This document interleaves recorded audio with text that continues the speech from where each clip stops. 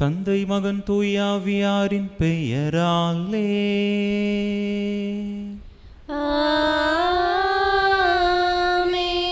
நம் ஆண்டவராகிய இயேசு கிறிஸ்துவின் அருளும் கடவுளின் அன்பும் தூய ஆவியாரின் நட்புறவும் உங்கள் அனைவரோடும் இருப்பதாக.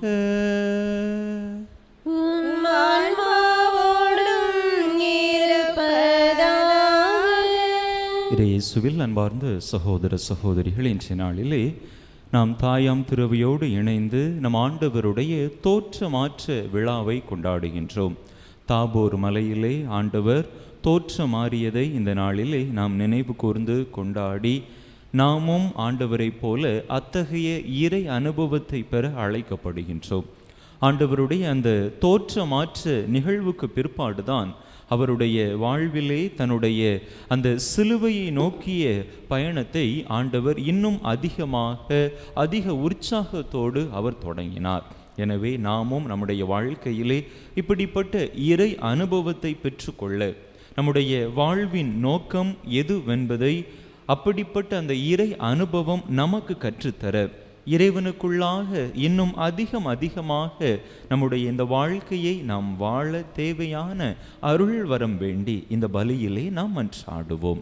தகுதியான விதத்தில் இந்த உயிருள்ள பலியை நாம் ஒப்பு கொடுக்க தடையாக இருக்கக்கூடிய நம்முடைய பாவங்கள், குற்றங்கள், குறைகள், பலவீனங்கள் அனைத்தையும் நினைத்து பார்த்து இறைவனிடத்திலே மன்னிப்பு வேண்டுவோம்.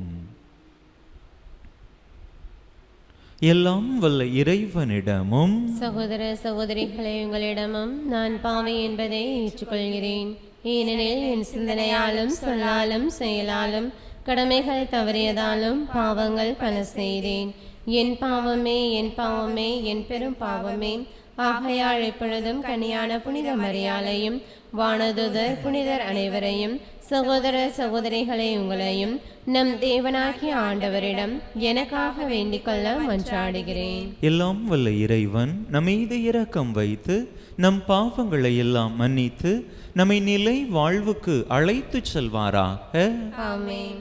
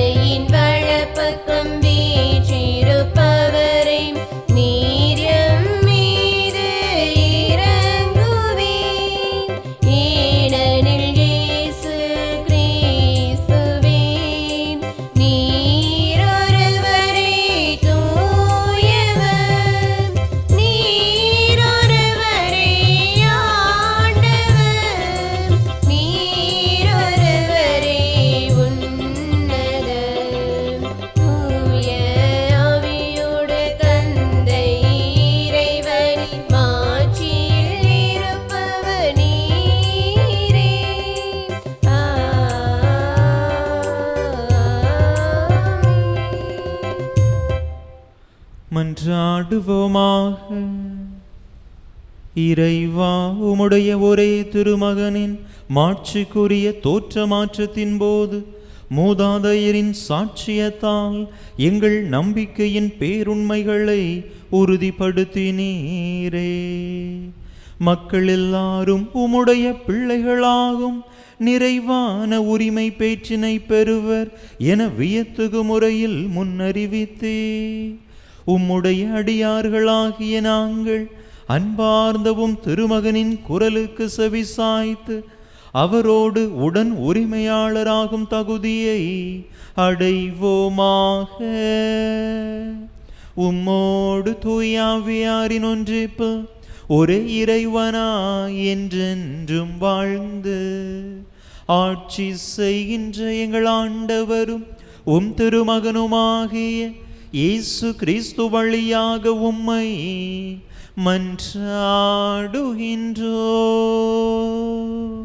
ஆமென்.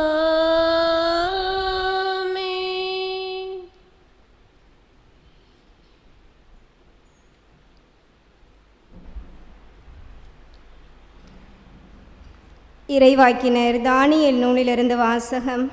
அதிகாரம் 7, இறை வார்த்தைகள் 9 முதல் 10 மற்றும் 13 முதல் 14 வரை. நான் பார்த்து கொண்டிருக்கையில் அரியணைகள் அமைக்கப்பட்டன. தொன்மை வாய்ந்தவர் அங்கு அமர்ந்தார்.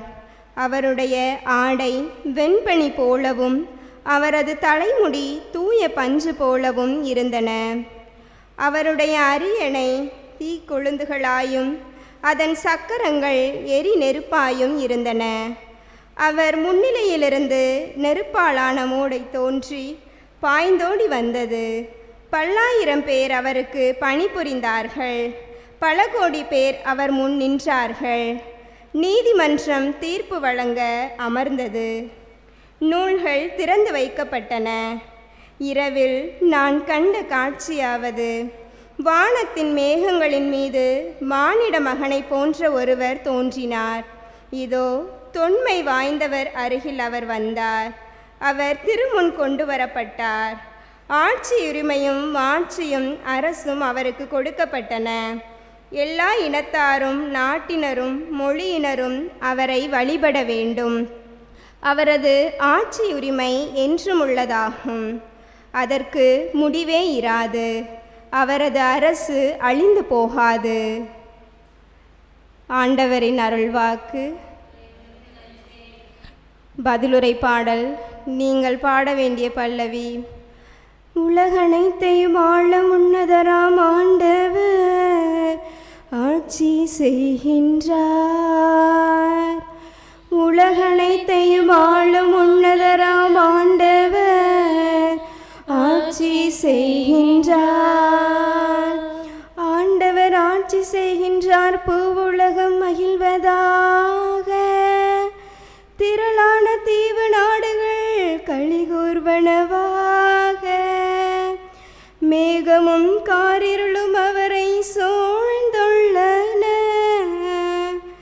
நீதியும் நேர்மையும் அவரது அரியணையின் அடித்தளம். உலகனைத்தையும் ஆளும் உன்னதராம் ஆண்டவர் ஆட்சி செய்கின்றார். ஆண்டவர் முன்னிலையில் அனைத்துலகின் தலைவர் முன்னிலையில் மலைகள் மெழுகென உருகுகின்றன. வானங்கள் அவரது நீதியை அறிவிக்கின்றன. அனைத்து மக்களினங்களும் அவரது மாட்சியை காண்கின்றன. உலகனைத்தையும் ஆளும் உன்னதராம் ஆண்டவர் ஆட்சி செய்கின்றார். ஏனெனில் ஆண்டவரே உலகனைத்தையும் ஆளும் உன்னதர் நீரே. தெய்வங்கள் அனைத்திற்கும் மேலானவர் நீரே. தெய்வங்கள் அனைத்திற்கும் மேலானவர் நீரே. உலகனைத்தையும் ஆளும் உன்னதர் செய்கின்றார்.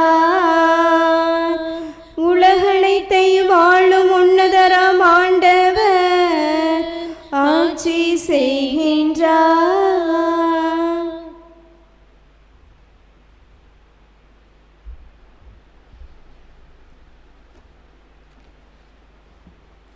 திருத்தூதர் பேதுரு எழுதிய 2ஆம் திருமுகத்திலிருந்து வாசகம். அதிகாரம் 1, இறை வார்த்தைகள் 16 முதல் 19 முடிய. சகோதர சகோதரிகளே, நம் ஆண்டவர் இயேசு கிறிஸ்துவின் வல்லமையும் வருகையையும் பற்றி நாங்கள் உங்களுக்கு தெரிவித்தபோது சூழ்ச்சியாக புனைந்த கதைகளை ஆதாரமாக கொண்டு பேசவில்லை. நாங்கள் அவரது மாண்பை நேரில் கண்டவர்கள். என் அன்பார்ந்த மைந்தர் இவரே, இவர் பொருட்டு நான் பூரிப்படைகிறேன் என்று மாட்சிமிகு விண்ணகத்திலிருந்து அவரை பற்றிய குரல் ஒலித்தபோது தந்தையாகிய கடவுளிடமிருந்து மதிப்பும் மாட்சியும் பெற்றார். தூய மலையில் அவரோடு இருந்தபோது விண்ணகத்திலிருந்து வந்த இக்குரல் ஒளியை நாங்கள் கேட்டோம். எனவே இறைவாக்கினர் கூறியது இன்னும் உறுதியாயிற்று. அவர்கள் கூறியதை நீங்கள் கருத்தில் கொள்வது நல்லது. ஏனெனில் பொழுது புலர்ந்து விடிவெள்ளி உங்கள் இதயங்களில் தோன்றும் வரை அது இருண்ட இடத்தில் ஒளிரும் விளக்கை போன்றது. ஆண்டவரின் அருள்வாக்கு.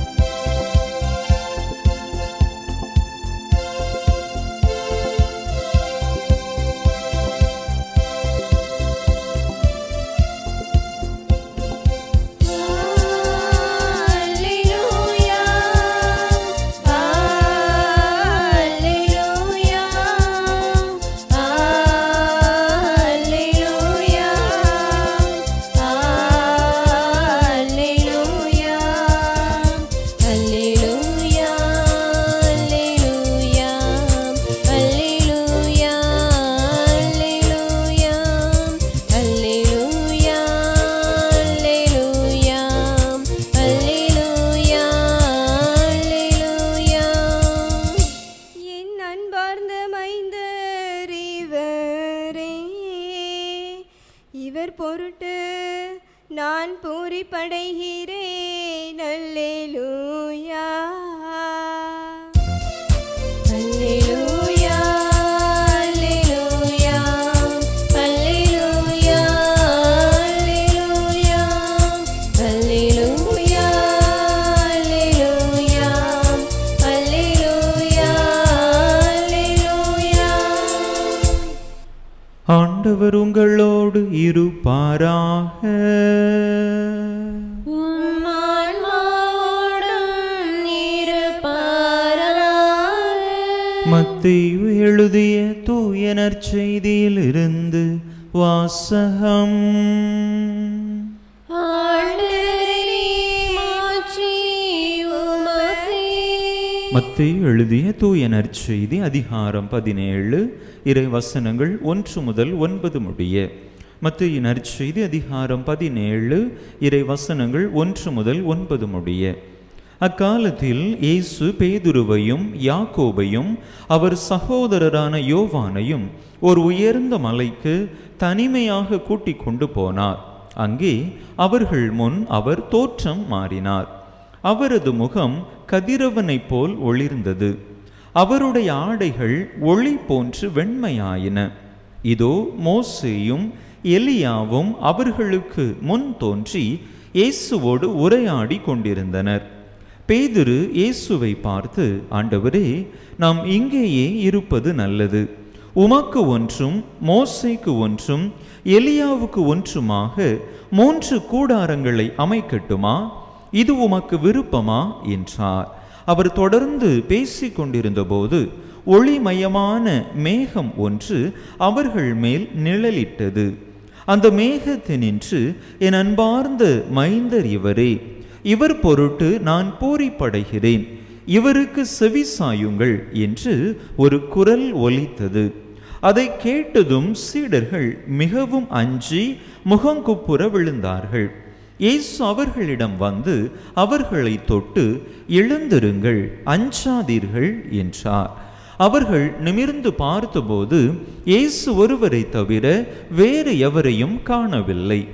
அவர்கள் மலையில் இருந்து இறங்கி வந்தபோது இயேசு, மானிட மகன் இறந்து உயிருடன் எழுப்பப்படும் வரை இக்காட்சியை பற்றி எவருக்கும் சொல்லக்கூடாது என அவர்களுக்கு கட்டளையிட்டார். ஆண்டவரின் அருள்வாக்கு. கிறிஸ்துவே உமக்கு புகழ்.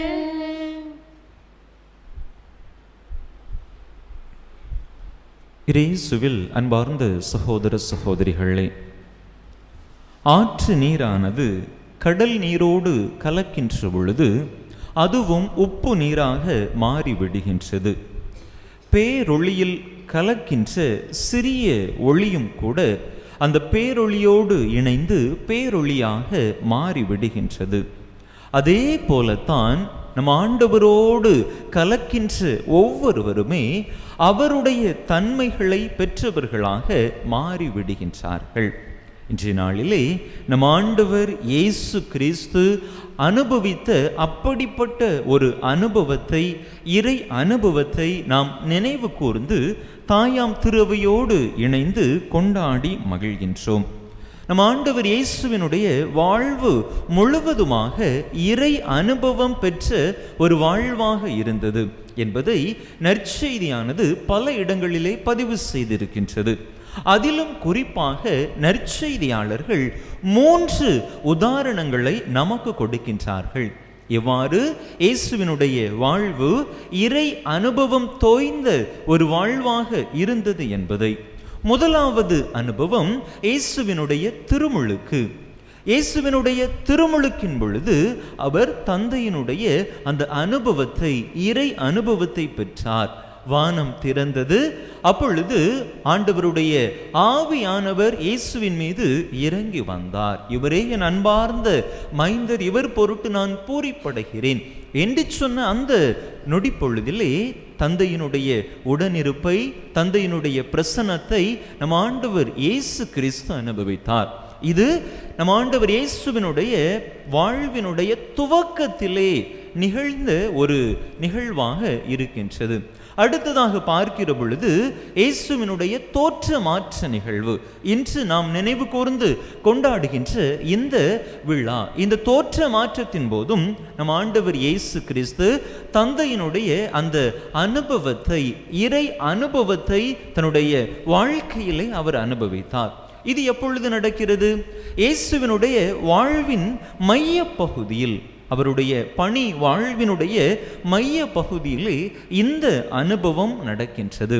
அதே போல இறுதியாக இயேசுவினுடைய வாழ்வினுடைய இறுதி நிலையிலே பார்க்கின்ற பொழுது கல்வாரி மலையிலும் அவர் தந்தையினுடைய அந்த அனுபவத்தை, பிரசன்னத்தை தன்னுடைய வாழ்க்கையிலே அனுபவித்தார். ஆக இயேசுவினுடைய வாழ்வின் துவக்கத்திலும் சரி, அவருடைய வாழ்வின் மத்தியிலும் சரி, அவருடைய வாழ்வின் இறுதியிலும் சரி, இப்படி தந்தையினுடைய அந்த இறை அனுபவத்தை நம் ஆண்டவர் இயேசு கிறிஸ்து தன்னுடைய வாழ்க்கையிலே நிரம்ப அனுபவித்ததாக நாம் பார்க்கிறோம்.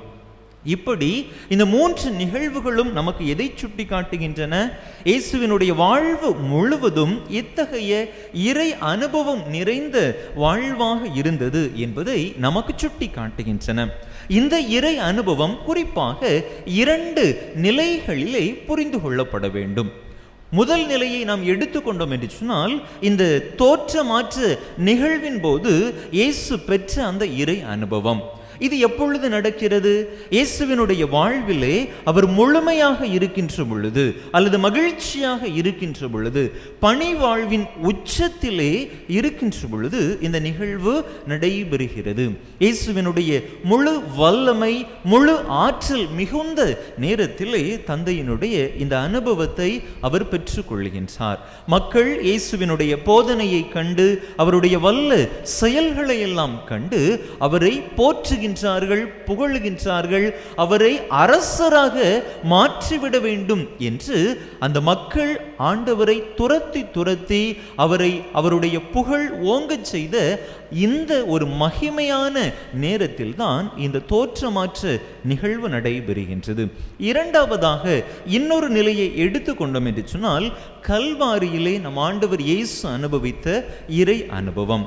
அந்த கல்வாரி மலையிலே அந்த அனுபவத்தின் போது அவர் முழுவதுமாக மகிழ்ச்சியோடு காணப்படவில்லை, மன நிறைவோடு. இத்தகைய மக்களுடைய வெற்றி ஆர்ப்பரிப்புக்கு மத்தியிலே அவர் அந்த அனுபவத்தை பெறவில்லை. மாறாக தன்னுடைய வாழ்வின் நெருக்கடியான சூழ்நிலையில், மன வேதனையில் ஆண்டவர் அந்த அனுபவத்தை பெற்றார். அவருடைய சொந்த சீடர்களே அவரை கை நெகிழ்ந்து விட்டு தலைமறைவாகிய அந்த தருணத்திலே ஆண்டவர் அந்த கல்வாரி அனுபவத்தை பெற்றார்.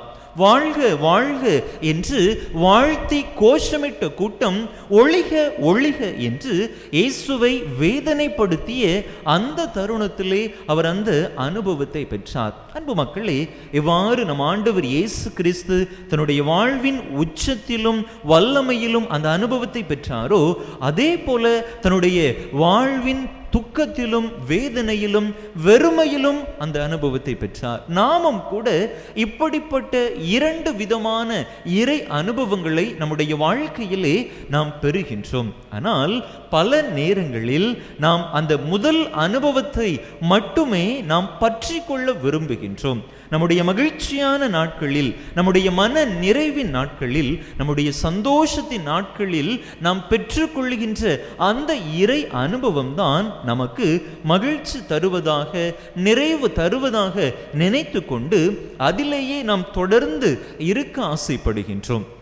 அதே நேரத்தில் நம்முடைய வேதனையின் நாட்களில், நெருக்கடியின் நாட்களில், நம்முடைய சோகத்தின் நாட்களில், நாம் நொறுங்கிய நிலையில் இருக்கக்கூடிய நாட்களில் பெறக்கூடிய அந்த இறை அனுபவத்தை பலரும் விரும்புவதில்லை. எப்பொழுது இந்த துன்பம் என்னை விட்டு அகலுமோ, எப்பொழுது நான் மீண்டும் என்னுடைய வாழ்க்கையிலே மகிழ்ச்சியை, நிறைவை, மன நிம்மதியை அனுபவிப்போனோ என்கின்ற அந்த ஒரு நிலை, அந்த ஒரு சிந்தனை அநேக நேரங்களில் இந்த ஒரு இறை அனுபவத்தை நாம் பெற்றுக்கொள்ள அல்லது அனுபவிக்க தடையாக இருக்கின்றது. அன்பு மக்களே, இப்படிப்பட்ட துன்பத்தின் நாட்களில், துயரத்தின் நாட்களில் நாம் அனுபவிக்கக்கூடிய இந்த இறை அனுபவம் தான் நம்முடைய வாழ்வுக்கான அர்த்தத்தை நமக்கு கொடுக்கும். இயேசு கல்வாரி மலையில் பெற்ற அந்த அனுபவம் தான் அவரை மக்களுடைய மீட்பராக உயர்த்தியது. அது அவருக்கு வேதனையை தந்தாலும், துயரை தந்தாலும், அவருடைய வாழ்வின் மணி மகுடமாக, உச்சமாக தந்தை கடவுள் குறித்து வைத்திருந்த ஒரு தருணமாக அது இருந்தது. எனவே நாமும் கூட நம்முடைய வாழ்க்கையிலே துன்ப துயர நாட்களில், வேதனையின் நாட்களில் இறைவனுடைய அனுபவத்தை, பிரசன்னத்தை அனுபவிக்கின்ற பொழுது அதனை வேண்டாம் என்று உதறி தள்ளிவிடாமல், அது இறைவனுடைய திருவுள்ளம், நம்முடைய வாழ்விற்கான அர்த்தத்தை இறைவன் நமக்கு கொடுப்பதற்கான தருணம் என்பதை புரிந்து கொள்வோம். ஏனென்றால் நம்முடைய துன்பத்தின் நாட்களும், நெருக்கடியான நாட்களும் நம்மை சிதைப்பதற்காக அல்ல, மாறாக இறைவன் நம்மை செதுக்குவதற்காக பயன்படுத்தக்கூடிய நாட்கள் என்பதை நாம் புரிந்து கொள்ள அழைக்கப்படுகின்றோம்.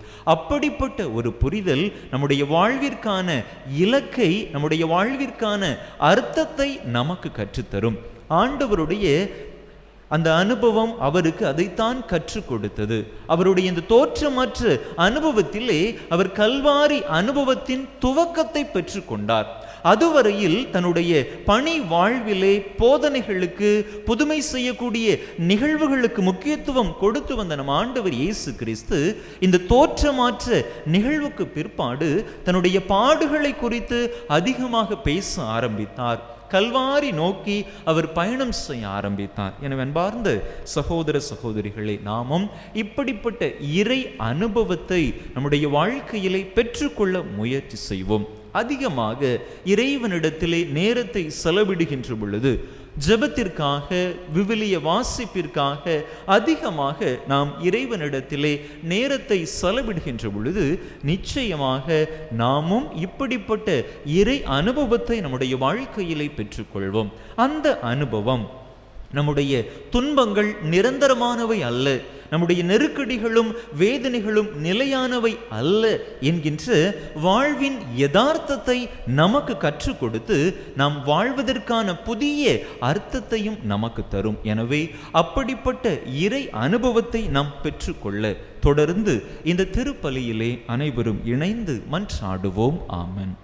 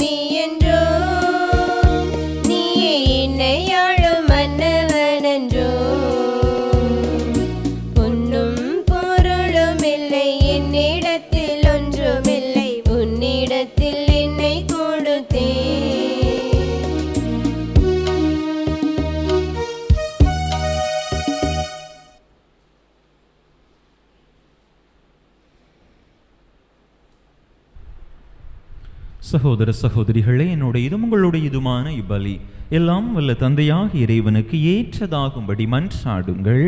ஆண்டவர் தம் திருப்பெயரின் புகழ்ச்சிக்காகவும் ஆட்சிக்காகவும் தமது நன்மைக்காகவும் புனித திரு அவை அனைத்து நலங்களுக்காகவும் உமது கையிலிருந்து இப்பலியை ஏற்றுக்கொள்வாராக. ஆண்டவரே, ஒரே திருமகனின் மாட்சிக்குரிய தோற்றமாற்ற விழாவில் நாங்கள் ஒப்பு கொடுக்கும் காணிக்கைகளை புனிதப்படுத்த உம்மை வேண்டுகின்றோம்.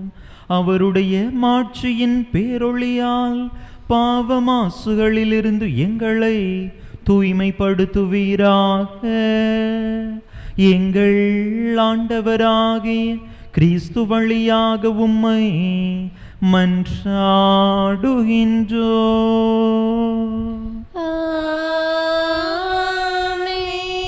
ஆண்டவர் உங்களோடு இருப்பாராக. உம்மான்மாவோடும் இருப்பாராக. இதயங்களை மேலே எழுப்புங்கள். ஆண்டவரிடம் எழுப்பியுள்ளோம். நம் இறைவனாகிய ஆண்டவருக்கு நன்றி கூறுவோம். அது தகுதியும் நீதியுமானது. ஆண்டவரே, தூயவரான தந்தையே, என்றுமுள்ள எல்லாம் வல்ல இறைவா, எங்கள் ஆண்டவராகிய கிறிஸ்து வழியாக எந்நாளும் எவ்விடத்திலும் நாங்கள் உமக்கு நன்றி செலுத்துவது மெய்யாகவே தகுதியும் நீதியுமாகும். எங்கள் கடமையும் மீட்புக்குரிய செயலுமாகும். அவர்தாம் தேர்ந்தெடுத்த சாட்சிகள் முன்பாக தமது மாட்சியை வெளிப்படுத்தினார். அனைவருக்கும் பொதுவான மனித வடிவை தாங்கிய தமது உடலை பேரொளியால் துலங்கச் செய்தார். இவ்வாறு தம் சீடரின் உள்ளங்களிலிருந்து சிலுவையை பற்றிய இடரலை அகற்றினார். தலையாகிய தம்மிடம் வியத்தகு முறையில் நிகழ்ந்தது எல்லாம் தமது உடலாகிய திரு அவை முழுவதிலும் நிறைவேறும் என்பதை தெளிவாக்கினார். ஆகவே ஆற்றல் மிகுந்த விண்ணவரோடு சேர்ந்து நாங்களும் இம்மண்ணுலகில் இடையராது உமது மாட்சியை கொண்டாடி முடிவின்றி ஆர்ப்பரித்து பாடுவதாவது.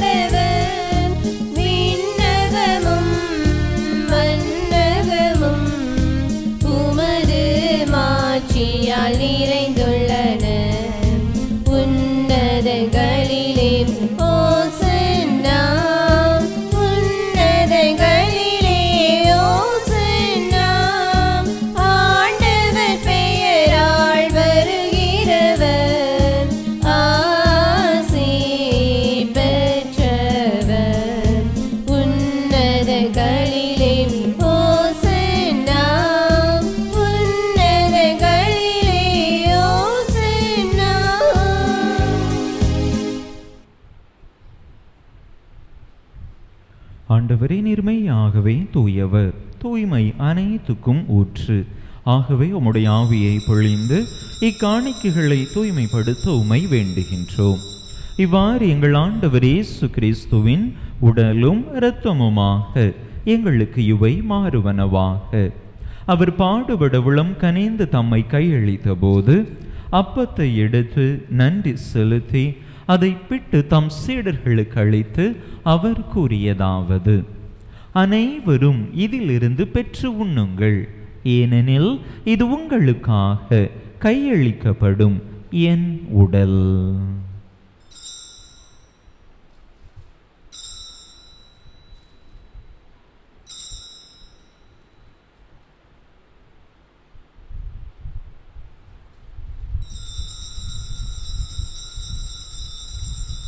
அவ்வண்ணமே இரவு விருந்தை அருந்திய பின் கிண்ணத்தையும் எடுத்து மீண்டும் உமக்கு நன்றி கூறி தம் சீடர்களுக்கு அளித்து அவர் கூறியதாவது: அனைவரும் இதிலிருந்து பெற்று பருகுங்கள், ஏனெனில் இது புதிய நிலையான உடன்படிக்கைக்குரிய என் இரத்தத்தின் கிண்ணம்.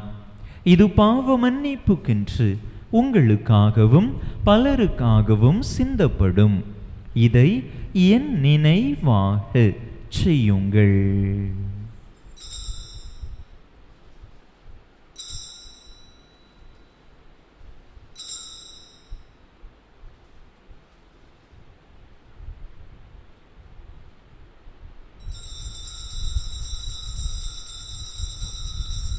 நம்பிக்கையின் மறைபொருள்.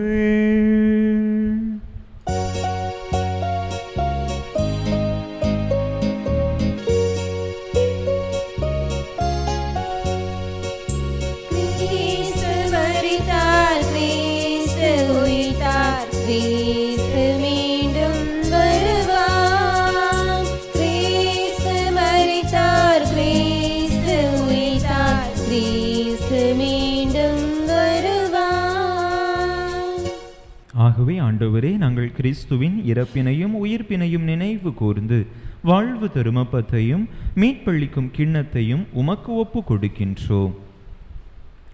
உம் திருமுன்னின்று உமக்கு ஊழியம் புரிய தகுந்தவர்கள் என எங்களை ஏற்றுக்கொண்டீர். எனவே உமக்கு நன்றி செலுத்துகின்றோம். மேலும் கிறிஸ்துவின் உடலிலும் இரத்தத்திலும் பங்கு கொள்ளும் எங்களை தூய ஆவியார் ஒன்று சேர்க்க வேண்டுமென உமை தாழ்மையுடன் மன்றாடுகின்றோம். ஆண்டவரே, உலகெங்கும் பரவி இருக்கும் உமது திரு அவையை நினைவு கூர்ந்தருளும்.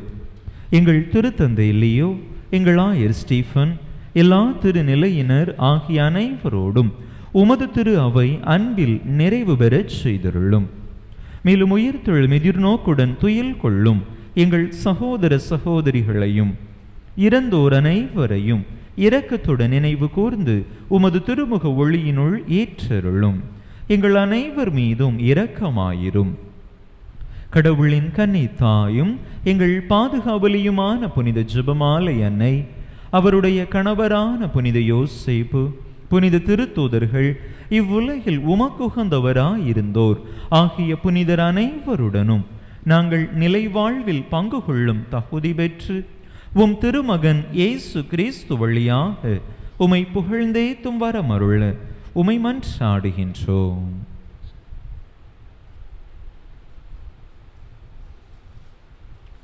இவர் வழியாக இவரோடு இவரில் எல்லாம் வல்ல இறைவனாகிய தந்தையே, தூய ஆவியாரின் ஒன்றைப்பு எல்லா புகழும் மாட்சியும் என்றென்றும் உமக்கு உரியதே.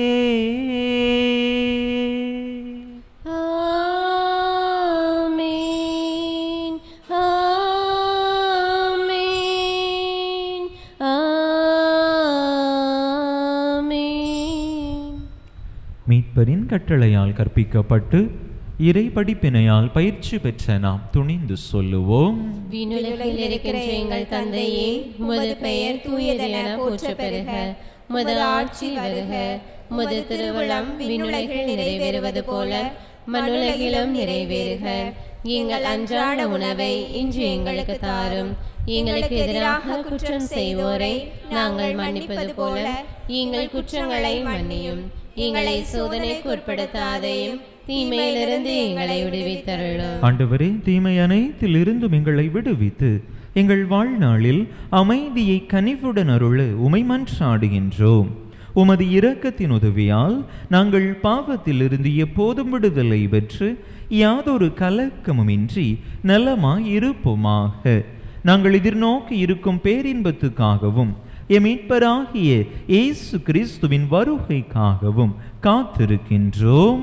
ஏனெனில் ஆட்சி வல்லமையும் ஆட்சியும் என்றென்றும் உமதே. ஆண்டவரே இயேசு கிறிஸ்துவே, அமைதியை உங்களுக்கு விட்டுச் செல்கின்றேன், என் அமைதியையே உங்களுக்கு அளிக்கின்றேன் என்றும் திருத்தூதர்களுக்கு மொழிந்தீரே. எங்கள் பாவங்களை பாராமல் உமது திரு அவையின் நம்பிக்கையை கண்ணோக்கி உமது திருவுளத்துக்கு ஏற்ப அதற்கு அமைதியையும் ஒற்றுமையையும் அளித்தருள்வீராக. என்றென்றும் வாழ்ந்து ஆட்சி செய்கின்றவர் நீரே. ஆமென். ஆண்டவருடைய அமைதி உங்கள் அனைவரோடும் என்றும் இருப்பதாக. உம் ஆன்மாவோடும் இருப்பதாக. ஒருவருக்கொருவர் கிறிஸ்து வழங்கும் அமைதியை பகிர்ந்து கொள்வோம்.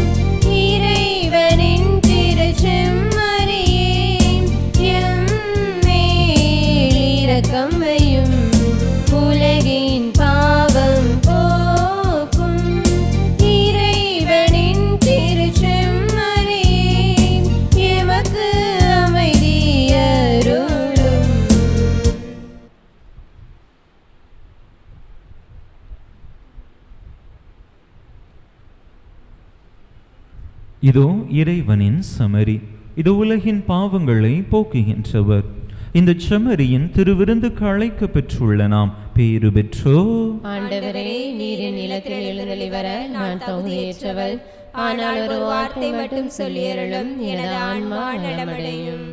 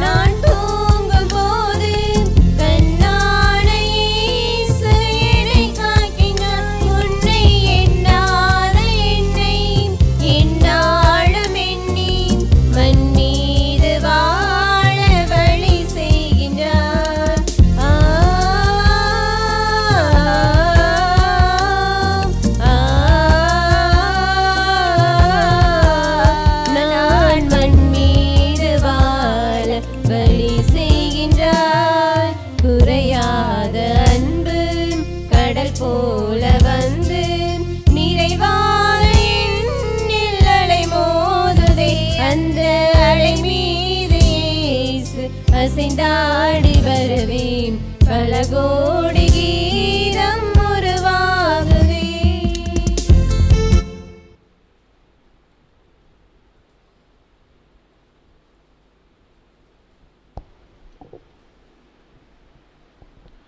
மன்றாடுவோமாக. ஆண்டவரே, உம் திருமகனின் பேரொளியை அவரது மாட்சிக்குரிய தோற்றமாற்றத்தால் வெளிப்படுத்த திருவுளமானீரே. நாங்கள் உட்கொண்ட விண்ணக உணவு அவரது சாயலாக எங்களை மாற்றிட அருள் புரிவீராக. என்றென்றும் வாழ்ந்து ஆட்சி செய்கின்றவர் வழியாக உம்மை மன்றாடுகின்றோ.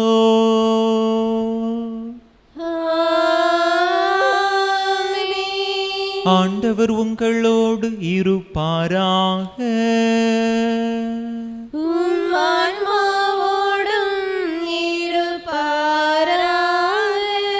எல்லாம் வல்ல இறைவன் தந்தை மகன் தூயாவியார் உங்களுக்கு ஆசி வழங்குவாராக.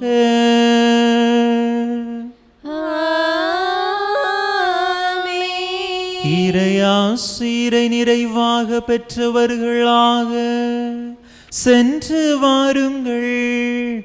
திருப்பலி நிறைவேறிற்று. இறைவனுக்கு நன்றி.